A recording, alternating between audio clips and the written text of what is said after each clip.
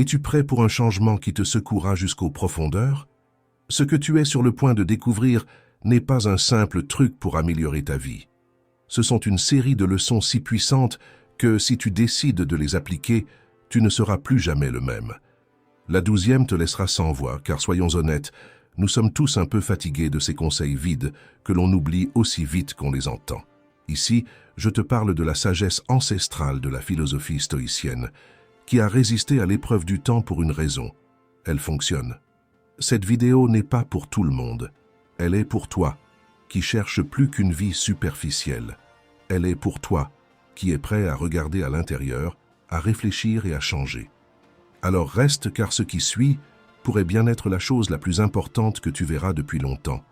Mais avant de commencer, si tu trouves de la valeur dans ces vidéos, abonne-toi et clique sur la cloche pour rester à jour.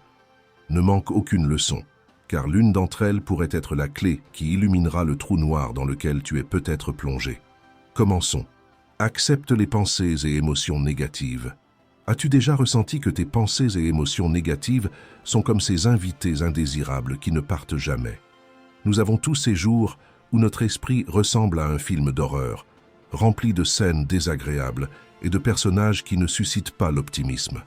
Ce qui est curieux, c'est que, au lieu d'essayer de s'en débarrasser, nous devrions apprendre à vivre avec eux. Oui, tu as bien entendu, accepter ces pensées et émotions pourrait être la clé pour trouver une paix intérieure durable. N'est-ce pas fascinant? Décomposons cela un peu. Imagine que tes pensées négatives sont comme ces enfants bruyants à une fête. Peu importe à quel point tu essaies de parler plus fort ou de les ignorer, ils sont toujours là, criant et réclamant de l'attention.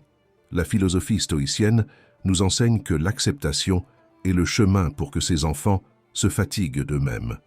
La vraie magie ne réside pas dans leur disparition, mais dans le fait d'apprendre à coexister avec eux sans les laisser gâcher la fête.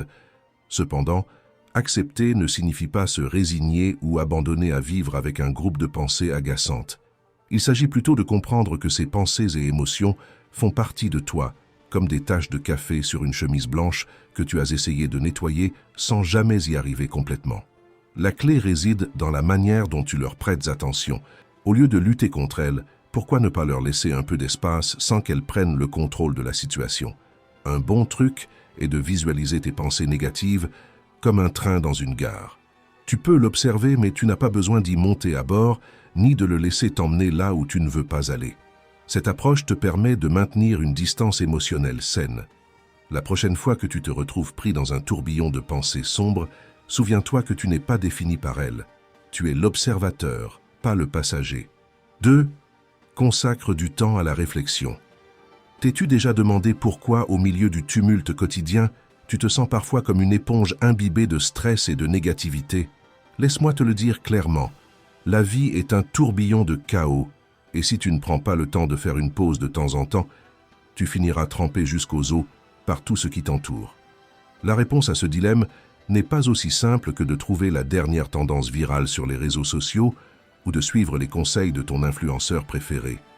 Non, ce dont tu as réellement besoin, c'est de réflexion. Imagine que ton esprit est un vieux livre qui mérite d'être feuilleté avec calme et sans précipitation. Dédier quelques minutes à soi-même chaque jour, loin des bruits des réseaux sociaux et des conversations toxiques, te permettra de te sentir plus en paix et en harmonie avec toi-même. 3. Montre de la gratitude. As-tu déjà eu une de ces journées où tout semble aller de travers et tu te demandes pourquoi tu t'es levé du lit? La pluie, les embouteillages, le café froid. L'univers entier semble conspirer contre toi. Mais au lieu de plonger dans un bain de plaintes et d'autocompassion, que dirais-tu de t'arrêter un moment et de faire l'inventaire de ce que tu as réellement? Ça peut sembler être une tâche d'optimiste, mais laisse-moi te révéler un secret. La gratitude est bien plus puissante qu'elle n'en a l'air. La philosophie stoïcienne, cette sagesse ancienne qui enseignait aux Romains à garder leur calme pendant que l'Empire s'effondrait, nous offre une leçon intéressante. Les stoïciens ne se contentaient pas de survoler les problèmes. Ils allaient plus en profondeur pour trouver le bon côté de chaque situation. Imagine-toi au milieu d'une tempête. Au lieu de te concentrer sur la manière dont la pluie te trempe, pourquoi ne pas apprécier d'avoir un abri? L'idée est simple. En montrant de la gratitude, tu ne te focalises plus uniquement sur ce qui te manque, mais tu commences à valoriser ce que tu possèdes déjà. C'est comme si la vie te donnait une boîte à outils, et au lieu de te plaindre de l'absence d'un marteau, tu réalises que tu as déjà des tournevis, des pinces et bien plus encore. La gratitude peut sembler être une mode passagère, mais en réalité c'est un véritable changement d'état d'esprit. Faire un effort conscient pour trouver chaque jour quelque chose pour lequel être reconnaissant peut paraître trivial, mais c'est en fait extrêmement efficace.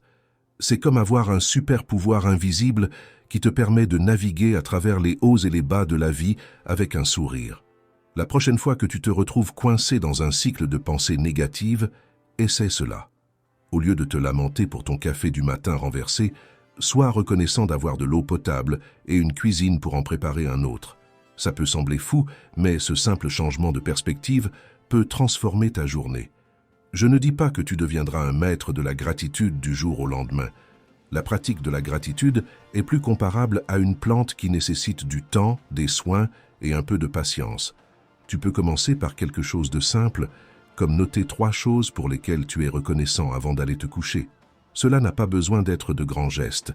La simplicité est ton allié ici. Peut-être remercieras-tu pour un fou rire partagé avec un ami, un repas délicieux ou un livre inspirant que tu as lu. Au fur et à mesure que tu t'habitueras à cet exercice, tu verras que ta capacité à trouver de la joie dans le quotidien augmentera. La gratitude n'est pas un placebo ni une stratégie pour ignorer les vrais problèmes. C'est un outil puissant pour maintenir la sérénité, quelles que soient les circonstances. En te concentrant sur le positif, même en plein chaos, tu donnes à ta vie une chance d'être moins stressante et plus heureuse.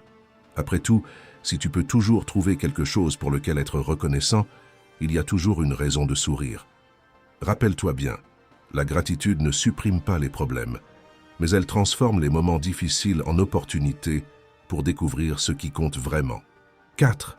Adopte un bon style de vie. Tu connais cette idée que tu peux tout contrôler tout en restant totalement détendu. C'est une illusion très humaine, presque comme essayer de retenir de l'eau avec ses mains.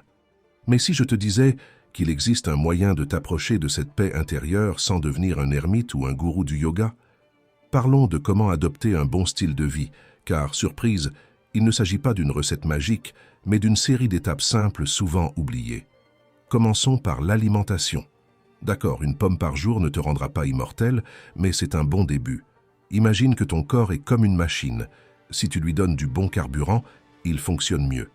Et non, je ne parle pas de ce café triple espresso qui te garde éveillé jusqu'à 3 heures du matin, mais de vraie nourriture. Fruits, légumes, protéines et eau. C'est un peu comme construire une maison. Si tu utilises des matériaux de qualité, la maison restera debout plus longtemps. Il ne s'agit pas de supprimer complètement le chocolat ou les frites, mais d'équilibrer et de donner à ton corps ce dont il a vraiment besoin. Parce que honnêtement, si tu ne te nourris que de fast-food, ton corps finira comme une voiture sans entretien, qui ne démarre même plus avec un coup de pouce. Ensuite, l'exercice. Il est facile de dire « oui, bien sûr, je vais m'inscrire à la salle de sport ». Mais ensuite, le canapé semble beaucoup plus séduisant. L'exercice modéré ne signifie pas que tu dois te préparer pour un marathon. Une marche quotidienne ou quelques séances de yoga peuvent faire des merveilles. Imagine que l'exercice est comme l'huile dans la machine.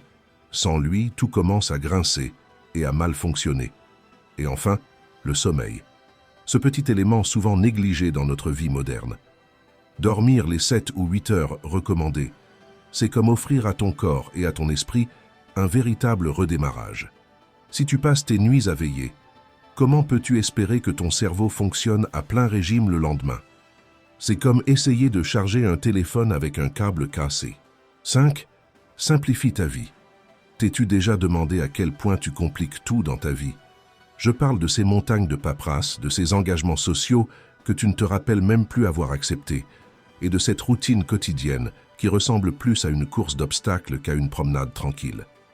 Ne serait-ce pas merveilleux de tout simplifier et de consacrer plus de temps à ce qui compte vraiment? Explorons comment la philosophie stoïcienne peut t'aider à simplifier ta vie et par conséquent à vivre en paix en toutes circonstances. Soyons clairs, simplifier sa vie ne signifie pas fuir ses responsabilités ou vivre dans une grotte. Non, simplifier, c'est comme faire un cadeau à ton esprit qui est déjà assez fatigué comme ça. Imagine que ta vie soit comme une grande armoire désordonnée. Chaque recoin est rempli de vêtements que tu ne portes jamais, d'objets que tu ne te souviens même plus avoir achetés, et de piles de papier qui n'ont probablement aucune valeur. Ne serait-il pas soulageant de ranger tout ça? La philosophie stoïcienne, qui peut parfois sembler austère, a un côté étonnamment pratique. Elle suggère que nous devrions concentrer notre énergie uniquement sur ce que nous pouvons réellement contrôler. Alors, si tu cherches à simplifier ta vie, commence par te poser cette question. Sur quoi puis-je faire des changements pour que ma journée soit plus gérable et moins stressante? Premièrement, fais l'inventaire de ce qui t'apporte réellement quelque chose, ces événements sociaux auxquels tu assistes par pure habitude ou ces projets supplémentaires au travail qui, honnêtement, n'ajoutent rien à ta satisfaction personnelle. C'est comme quand tu réalises que ce vieil ensemble de chaussures horribles au fond de ton placard ne fait qu'occuper de l'espace. Deuxièmement, établis des limites claires. Si tu es constamment disponible pour tout le monde et tout, tu finiras épuisé et plein de ressentiment. Apprends à dire non. Oui, ce petit mot qui semble parfois si difficile à prononcer. Ton temps est une ressource précieuse, alors utilise-le intelligemment. Enfin, organise ta vie comme s'il s'agissait d'une carte au trésor. Identifie tes priorités et assure-toi que tes actions quotidiennes sont alignées avec elles. Si ta plus grande joie est de passer du temps avec ta famille ou de profiter d'un après-midi libre, organise ton emploi du temps pour que ces moments soient une priorité. Simplifier ta vie n'est ni une tâche impossible, ni un acte de résignation. C'est un choix conscient de te concentrer sur ce qui te rend vraiment heureux et satisfait. Appliquer les principes de la philosophie stoïcienne te permet de te concentrer sur ce que tu peux contrôler et de te débarrasser de ce qui n'en vaut pas la peine. Imagine vivre avec moins de stress et plus de paix intérieure. Ça a l'air bien, non? Alors, la prochaine fois que tu te sens submergé, souviens-toi que simplifier est une façon de te donner un peu de répit. Laisse tomber l'inutile et concentre-toi sur l'essentiel, car à la fin de la journée, vivre en paix en toutes circonstances commence par vivre de manière plus simple et authentique. Comme disait Oscar Wilde, la simplicité est le dernier raffinement du véritable art de vivre. 6. N'attends rien en retour. T'est-il déjà arrivé de faire quelque chose pour quelqu'un avec les meilleures intentions, mais de rester à attendre comme un enfant devant un sapin de Noël qu'on te rende l'appareil? Si tu as déjà pensé que le karma ou l'univers te doit une récompense, bienvenue au club. Mais avant de sombrer dans un océan de plaintes et de ressentiments, laisse-moi te donner une petite leçon, avec une touche de sarcasme et de réflexion. Imagine que tu es dans une boutique et que tu décides d'acheter un cadeau à un ami. Tu prends du temps pour choisir le cadeau parfait, tu l'emballes soigneusement et tu le lui remets avec un sourire. Maintenant, si le lendemain ton ami ne t'offre pas une voiture de sport en guise de remerciement, te sentirais-tu escroqué? Si ta réponse est oui, alors tu confonds probablement les relations humaines avec des transactions commerciales. La vie et les relations interpersonnelles ne sont pas comme le marché boursier. Tu ne peux pas échanger des faveurs comme s'il s'agissait d'actions dans une bourse. En fait, agir ainsi serait une énorme erreur, car ce que tu cherches réellement à travers cette attente, ce n'est pas un acte de générosité, mais un investissement. Quand on agit sincèrement, sans rien attendre en retour, on se libère du fardeau de l'angoisse et de la déception. Les stoïciens nous enseignent que le véritable bonheur réside dans notre capacité à agir en accord avec nos valeurs sans être esclave des résultats. Mais bien sûr, cela demande de la pratique.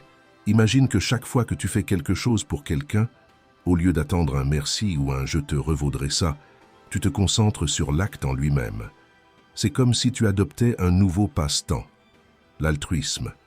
Et oui, au début, tu te sentiras peut-être comme un pêcheur qui attend que l'océan lui rende ses efforts, mais tu finiras par réaliser que la véritable récompense est beaucoup plus simple, la satisfaction d'avoir agi avec intégrité.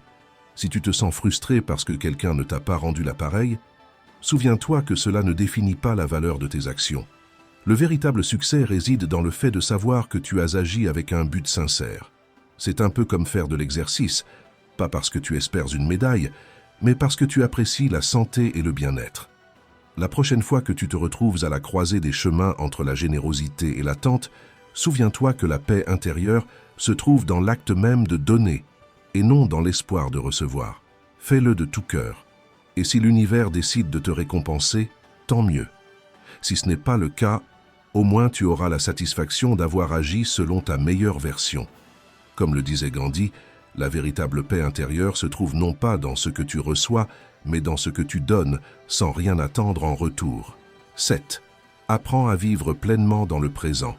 T'es-tu déjà senti piégé entre un passé que tu ne peux plus changer et un futur dont tu ignores tout? Au lieu de vivre, il semble que tu sois dans une sorte de limbe temporel, à attendre que le temps te donne enfin la permission de respirer. Si cela te semble familier, tu n'es pas seul. Nous passons nos journées à lutter entre le hier qui ne revient pas et le demain qui n'arrive jamais. Mais que se passerait-il si je te disais qu'il existe une façon de sortir de ce piège? La réponse est simple. Vis dans le présent. Cela peut sembler être une phrase tirée d'un livre de développement personnel, mais je te promets que cela a du sens. Le passé est comme un vieil ami qui ne peut s'empêcher de parler de ce que vous avez fait ensemble, même si cela ne t'intéresse plus. Quant au futur, c'est comme un enfant capricieux qui te promet de grandes choses, mais qui ne tient jamais ses promesses. Pendant que tu t'accroches à l'un et à l'autre, tu oublies ce qui compte le plus, le maintenant. Ce moment est le seul que tu as vraiment. Il est en train de disparaître pendant que tu t'inquiètes de ce qui a été ou de ce qui pourrait être. La philosophie stoïcienne nous enseigne que nous devons accepter ce que nous ne pouvons pas changer et nous concentrer sur ce que nous pouvons contrôler. Marc Aurèle, l'un des plus grands stoïciens, disait que le secret du bonheur réside dans le fait de ne pas avoir d'attente pour l'avenir et d'accepter le présent avec sérénité. Alors, pourquoi ne pas prendre un peu de cette sagesse pour notre vie quotidienne? Pour vraiment savourer le présent, tu peux commencer par quelque chose d'aussi simple que le mindfulness, pleine conscience. Non, tu n'as pas besoin de devenir moine bouddhiste ou gourou de la méditation. Le mindfulness, ou attention pleine, est simplement l'art de te concentrer sur ce que tu fais ici et maintenant. Te rappelles-tu comment tu te sens lorsque tu mâches lentement un repas délicieux? C'est cela l'essence du mindfulness. Essaie quelque chose de simple. Pendant que tu fais la vaisselle, au lieu de penser à la réunion de demain ou à la journée terrible que tu as eue, concentre-toi entièrement sur cette tâche. Sens l'eau, le savon, la texture des assiettes. Tu seras surpris de voir comment un moment apparemment banal peut se transformer en un oasis de tranquillité si tu le vis pleinement. Tu peux aussi appliquer cela dans tes interactions avec les autres. Plutôt que de penser à ce que tu vas dire ensuite, écoute réellement la personne devant toi.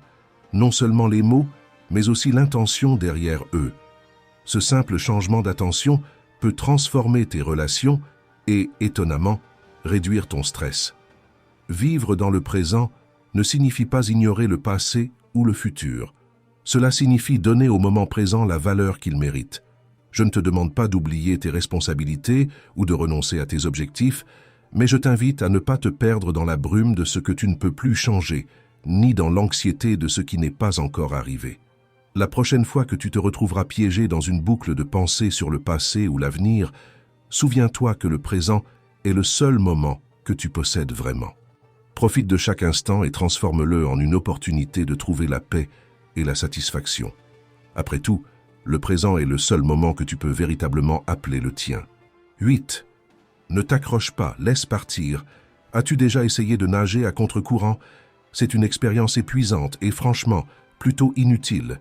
Imagine-toi au milieu d'une rivière puissante, tentant d'avancer, pendant que l'eau te repousse dans la direction opposée. C'est ce qui arrive quand tu t'accroches à des pensées et des sentiments qui te rattachent au passé. Cela te semble familier? Sans doute, car nous avons tous vécu cela à un moment donné. La philosophie stoïcienne, bien qu'elle puisse parfois sembler être un concept que tu ne trouverais que dans un livre de développement personnel avec une odeur de bois ancien, est en fait très claire à ce sujet. Apprendre à laisser partir est la clé pour vivre en paix. Les stoïciens n'étaient pas particulièrement friands des drames émotionnels. En fait, ils croyaient que la vraie liberté réside dans la capacité de lâcher ce que nous ne pouvons pas contrôler. Si tu t'es déjà senti piégé dans une boucle d'émotions et de souvenirs qui ne font que consommer ton énergie, il est peut-être temps de considérer que tu nages à contre-courant. Le premier pas pour lâcher prise est de reconnaître ce qui te retient. Si tu as une pensée qui te tourmente chaque nuit ou un ressentiment qui te serre l'estomac, pourquoi t'accroches-tu à cela? C'est comme porter une pierre dans ta poche tout le temps, simplement parce que quelqu'un te l'a donnée il y a des années. Il peut être difficile de t'en débarrasser, mais essaie au moins de la poser de temps en temps. Imagine que tu conduis sur une route et soudain quelqu'un te lance une pierre. Tu peux choisir de laisser cette pierre te déranger et affecter ton voyage, ou tu peux tout simplement continuer ton chemin. Bien sûr, il y a toujours une tendance humaine à vouloir jeter la pierre en retour, mais en faisant cela, tu ne fais que te ralentir et compliquer ton propre chemin. Au bout du compte, la seule personne qui se blesse, c'est toi. Pour te détacher de ces pensées et sentiments toxiques, applique une stratégie simple, l'acceptation. Accepter que tu ne peux pas changer le passé ni contrôler le futur. C'est comme comprendre que tu ne peux pas arrêter la pluie avec tes mains. Si tu essaies, tu seras simplement trempé et frustré dans le processus. Au lieu de cela, accepte que les choses sont comme elles sont et concentre ton énergie sur ce que tu peux vraiment gérer, tes réactions et ton présent. Une autre technique efficace est le self-care, soin de soi. Fais une liste de choses qui te font te sentir bien et consacre du temps à ces activités, qu'il s'agisse de lire un bon livre, de faire une promenade ou de simplement savourer une tasse de café sans te presser. En te concentrant sur ce qui te rend heureux, tu diminues l'espace mental que prennent ces souvenirs et sentiments négatifs. Enfin, permets-toi de ressentir. Laisser partir ne signifie pas ignorer tes émotions. C'est un peu comme ranger un placard désordonné. Tu ne peux pas le faire en une fois sans passer en revue chaque vêtement. Permets-toi de ressentir tes émotions, de les traiter, puis de les laisser s'en aller. Cela libérera de l'espace mental et émotionnel pour des choses plus constructives. Alors, la prochaine fois que tu te retrouveras à lutter contre le flot de tes pensées et sentiments, souviens-toi que t'accrocher ne fait que t'épuiser. La vraie paix vient de la capacité à lâcher prise et à laisser partir. Vis en paix avec ce que tu as et laisse ce que tu ne peux pas changer couler comme l'eau d'une rivière. Comme disait Nelson Mandela, s'accrocher au passé, c'est comme essayer d'arrêter la marée. Tu finiras simplement trempé. 9. Consacre quelques minutes par jour à la méditation. Nous vivons dans un monde où l'agitation et le stress sont devenus des compagnons constants. Parfois, tu te sens peut-être comme prise au milieu d'une tempête de confusion et de bruit incessant. Cependant, il existe un petit secret que les anciens stoïciens auraient approuvé avec enthousiasme. Consacrer quelques minutes par jour à la méditation ou à la relaxation peut être ton billet pour un état de calme que ni le trafic, ni ton patron, ni les dernières nouvelles ne pourront perturber. Maintenant, je sais ce que tu penses. La méditation, ce n'est pas pour les moines ou les personnes qui vivent dans des grottes. Eh bien, peut-être, mais c'est aussi pour des personnes comme toi et moi, qui préférons trouver la paix dans le tumulte de la vie quotidienne, plutôt que de nous exiler dans un lointain monastère. La méditation n'est pas un passeport pour devenir ermite, c'est simplement un outil pour faire taire le brouhaha mental et retrouver le calme intérieur. Imagine-toi un instant comme une radio qui change constamment de station, entre le bruit blanc et des musiques pop aléatoires. Ce chaos est constant. Ce que fait la méditation, c'est un peu comme appuyer sur le bouton mute de cette radio pour quelques minutes par jour. Il ne s'agit pas d'éliminer complètement le bruit, mais d'apprendre à vivre avec sans que cela te rende fou.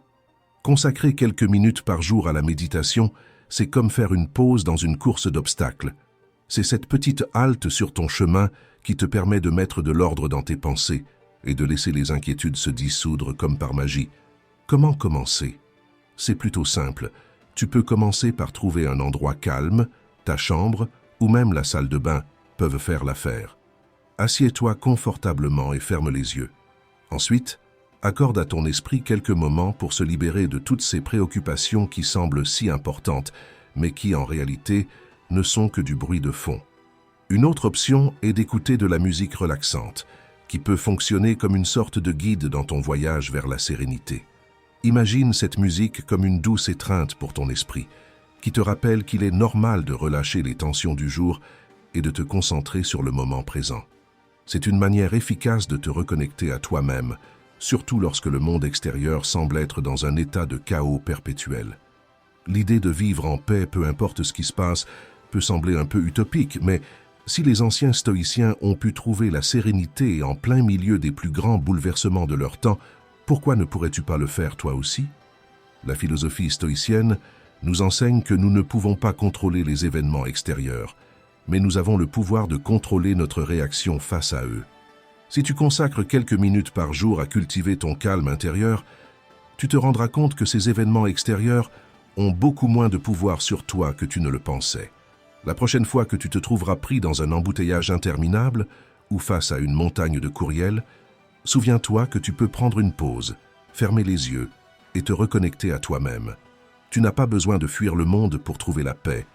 Il te suffit de quelques moments d'attention consciente et d'un peu de patience.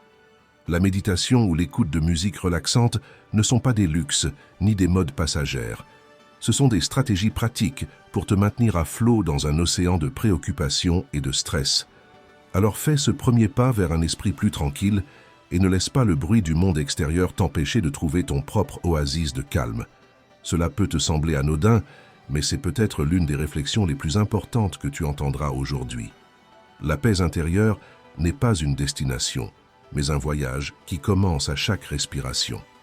La critique constructive. As-tu déjà réfléchi au temps que tu perds à critiquer, à te comparer et à tirer des conclusions sans fondement? C'est un peu comme ce moment où tu décides que tu vas refaire le monde depuis ton canapé pour te rendre compte qu'au final, ton plus grand accomplissement a été de finir un paquet de biscuits. Oui, la critique destructrice peut sembler un passe-temps inoffensif, mais en réalité, c'est un chemin rapide vers l'insatisfaction et l'absence de paix intérieure. Alors comment trouver la sérénité au milieu de ce chaos mental que nous nous imposons nous-mêmes? La réponse est simple. Cesse de juger. Imagine que tu es sur un champ de bataille. À ta gauche, tu as une flèche appelée critique destructrice et à ta droite, une lance marquée auto-acceptation. La première est pointue et blessante, tandis que la seconde est un doux câlin de compréhension. Laquelle choisis-tu? Peut-être que ton instinct te pousse vers la première option, car il est facile de critiquer les autres et toi-même, mais cette voie ne te mènera qu'à un état perpétuel d'insatisfaction. C'est un peu comme essayer de remplir un seau sans fond. Peu importe tes efforts, tu ne seras jamais satisfait. La philosophie stoïcienne, souvent plus pragmatique qu'un manuel d'auto-assistance, nous donne ici un bon conseil. Les stoïciens croyaient qu'il fallait se concentrer sur ce que nous pouvons contrôler et accepter ce que nous ne pouvons pas changer. Au lieu de gaspiller ton énergie à critiquer ce que tu ne peux pas contrôler, pourquoi ne pas te concentrer sur ce que tu peux améliorer? Par exemple, au lieu de te plaindre de la façon dont les autres gèrent leur vie, pourquoi ne pas te concentrer sur la façon dont tu peux être la meilleure version de toi-même? Imagine que, au lieu de passer tes journées à critiquer, tu te consacrais à apprendre quelque chose de nouveau ou à perfectionner tes compétences. Le résultat serait beaucoup plus satisfaisant et étonnamment, cela t'apporterait une véritable paix intérieure. En outre, en cessant de critiquer et de te comparer, tu ouvres la porte à une plus grande flexibilité et tolérance. Parfois, la critique destructrice devient une sorte de sport national, et dans ce jeu, tout le monde perd. Si tu te concentres à être moins critique et plus compréhensif, tu découvriras que le monde n'est pas aussi chaotique que tu le pensais. C'est comme quand tu décides de faire un puzzle sans regarder l'image sur la boîte. Au début, cela semble être un désastre, mais avec de la patience et de la tolérance, les pièces finissent par s'emboîter. La paix intérieure ne se trouve pas dans le jugement constant, ni dans les comparaisons absurdes. Si tu veux vraiment vivre en paix, sans souffrir, cela commence par abandonner l'habitude de critiquer. Apprends à être plus flexible, à accepter et à être tolérant, envers toi-même comme envers les autres. La sérénité viendra quand tu cesseras d'essayer d'être le juge de tout et de tout le monde et que tu commenceras à te concentrer sur ce qui importe vraiment, ton propre bien-être. Comme le disait Marc Aurèle dans ses méditations, la paix intérieure se trouve lorsque nous arrêtons de combattre le monde et commençons à nous réconcilier avec nous-mêmes. 11. Réponds à tes besoins fondamentaux. Vivre en paix. Cela semble aussi simple que de faire un vœu et qu'il se réalise, n'est-ce pas? Mais soyons réalistes. La paix intérieure ne se trouve pas dans un recoin caché de ton esprit. C'est comme si la paix intérieure jouait à cache-cache avec toi. Et tant que tu n'as pas pris soin de tes besoins fondamentaux, tu ne la trouveras jamais. La vérité, c'est que si tu veux goûter à cette tranquillité quasi céleste, tu dois d'abord t'assurer que ta vie est en ordre. Et je ne parle pas de ranger ta collection de tasses à café. Je parle des besoins fondamentaux comme un toit, de la nourriture et des relations saines. Prenons un peu de perspective. Imagine que tu es en train de construire une maison. Pour que ton foyer soit habitable, tu dois d'abord poser des fondations solides. Ces fondations ne sont pas faites de grandes idées philosophiques ou de méditation sur les sommets de l'Himalaya, mais de choses basiques comme des briques et du ciment. De la même manière, ta paix intérieure a besoin de bases solides. Ces bases, ce sont tes besoins fondamentaux. Le premier besoin est le foyer. Et je ne parle pas de cette image parfaite que tu vois sur Instagram, mais d'un endroit où tu te sens en sécurité, un refuge qui te permet de te déconnecter du chaos du monde extérieur. Si tu n'as pas un espace qui t'offre au moins un minimum de stabilité, comment peux-tu espérer trouver cette paix que tout le monde semble avoir, mais que tu ne vois nulle part? Ensuite, vient la nourriture. Mais ici, on ne parle pas de tes envies de fast-food. On parle de la nutrition de base que ton corps a besoin pour fonctionner. Sans une alimentation adéquate, ton corps et ton esprit seront en lutte constante. Et cette lutte n'est certainement pas un chemin vers la sérénité. Puis, il y a les relations. Si tu es entouré de personnes toxiques, ta paix intérieure est comme une plante dans une tempête. Elle ne pourra jamais pousser. Tu as besoin de relations qui te nourrissent, qui te soutiennent et qui t'offrent une sécurité émotionnelle. Sans ces connexions, même la philosophie stoïcienne pourrait sembler une blague amère comparée à la tempête d'émotions que tu pourrais traverser. Alors, comment répondre à ces besoins pour enfin trouver cette paix intérieure si insaisissable? Premièrement, identifie quelle de ces zones manque ou est en crise. Si tu n'as pas un foyer stable, cherche des solutions, même si cela signifie revoir tes attentes. Peut-être que tu ne peux pas te permettre une maison de luxe, mais peut-être peux-tu trouver un endroit décent où tu te sentes en sécurité. En ce qui concerne la nourriture, renseigne-toi sur la nutrition et ajuste ton alimentation pour répondre à tes besoins de base. Tu n'as pas besoin d'un régime gastronomique, mais simplement de repas qui te maintiennent en bonne santé, à la fois physiquement et mentalement. Quant aux relations, fais un inventaire des personnes dans ta vie. Qui te soutient et qui te tire vers le bas? Parfois, la paix intérieure se trouve dans le fait de couper les liens avec des personnes qui ne font qu'apporter du drame et de t'entourer de celles qui t'enrichissent réellement. Au final, la quête de la paix intérieure n'est pas une tâche magique ni un but en soi. C'est une série de démarches pratiques pour t'assurer que tes besoins fondamentaux sont comblés. Sans ces fondations, la paix intérieure est juste une illusion, une chimère qui semble se moquer de toi pendant que tu luttes avec la réalité. Alors, si tu veux vraiment atteindre cette paix que tout le monde promet, commence par construire des bases solides, un foyer, de la nourriture et des relations qui te soutiennent. Seulement une fois que ces besoins sont en ordre, tu pourras commencer à explorer cet état de tranquillité qui paraît si insaisissable. Comme le dit un sage stoïcien, trouve la stabilité dans l'essentiel, et la paix sera l'invitée permanente dans ta vie. 12. Accepte tes imperfections. As-tu déjà essayé d'être parfait? Bien sûr que oui, même si ce n'était que pour quelques minutes. Dans ta quête de perfection, tu t'es efforcé de t'adapter à des moules que tu n'aurais même pas pu imaginer. Soudain, tu te retrouves à lutter pour répondre à des attentes qui, franchement, semblent avoir été conçues par un comité d'extraterrestres au sens de l'humour douteux. Mais laisse-moi te dire quelque chose. La perfection est un mythe, une illusion que l'on nous vend comme si c'était le saint graal de l'existence. La perfection, mon ami, est comme cette licorne brillante dont tout le monde parle, mais que personne n'a jamais vue en vrai. Tu penses que tu pourrais atteindre ce niveau sublime d'existence si seulement tu pouvais arranger tes cheveux, ta vie amoureuse ou ta capacité à préparer un soufflet parfait. La vérité, c'est que même l'influenceur le plus célèbre n'a pas une vie parfaitement éditée. Tout est un spectacle bien orchestré. Alors pourquoi te torturer en essayant d'atteindre quelque chose qui n'existe même pas? Réfléchis à la philosophie stoïcienne un instant. Les stoïciens nous enseignent que la souffrance vient du fait de lutter contre ce que nous ne pouvons pas changer. Pourquoi te tourmenter à vouloir être parfait dans un monde où il n'existe même pas une seule norme de perfection? Au lieu de cela, pourquoi ne pas embrasser tes imperfections et les voir comme une partie de ce qui fait ta singularité? Avant que tu ne te plonges dans un océan d'autocompassion, voici une perspective pratique.